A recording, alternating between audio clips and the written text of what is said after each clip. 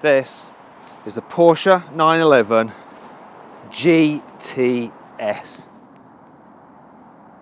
There we go, it's a lovely thing.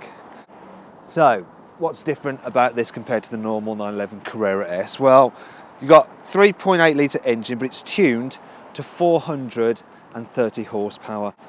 Now, you've got some slightly different bumper designs at the front. You've got some smoked headlamps. You get these 20-inch gloss black alloy wheels with centre locking hubs there, like on the Turbo. You've got, on the Carrera 2, you have the wide body design there, like on the Carrera 4. So you get a wider rear track. Now this one has an optional styling pack. So you get this ducktail spoiler. I think it's about £1,200 and well worth it, because just look at that. Looks awesome, doesn't it, that? Inside, you get lashings of Alcantara on the seats. You get it on the doors. You can actually get it on top of the dash, but the guy who specified this car up at Porsche press office, he decided that he didn't want Alcantara on the dash. You also have it on the steering wheel as well, but like I say, on this one, they've deselected it, which is a bit of a shame. It actually has this additional GTS styling pack where you get carbon fibre there and down here on the centre console, plus this stitching here and on the seats. That's about £2,500, and it's not worth it at all. I wouldn't bother with that. You'll notice it's the manual.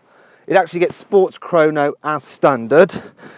You also get a sports exhaust as standard, and you'll hear it now when I start the car up.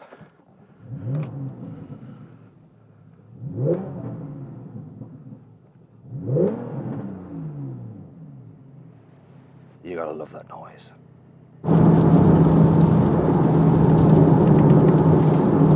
Okay, then driving the 911 GTS, and what a fabulous car. It is all the sports car you could ever need.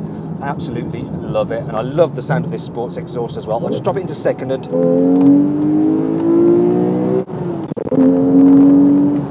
I mean, I'm not sure whether there's any exhaust note that sounds better than that. Now, like I said earlier, this car is the manual, and if you have it in Sports Plus mode, which comes as standard with the Sports Chrono package, it'll do a little blip.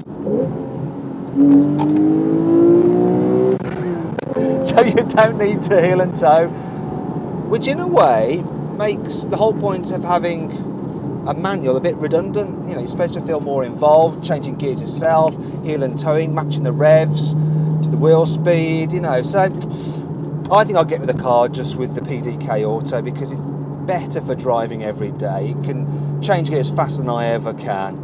It's more fuel efficient, and it also comes with launch control. So the manual does 0 to 60 in 4.4 seconds.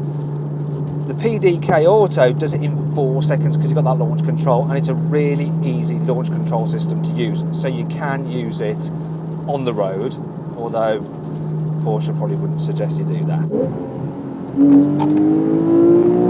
In terms of the handling, well, it's like a 911 Carrera, but just turned up a little bit slightly.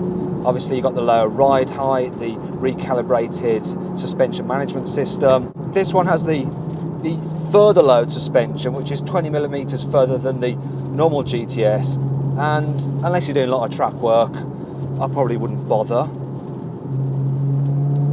Really, just take the car as standard pretty much. Add a few options. It starts at £91,000 and seems like a lot, but it's a lot of car. I think that if I was a rich guy and I had the means, this is the car I would buy, with the ducktail spoiler and probably in this paint scheme as well. Sold to the man from Birmingham in another lifetime, unfortunately.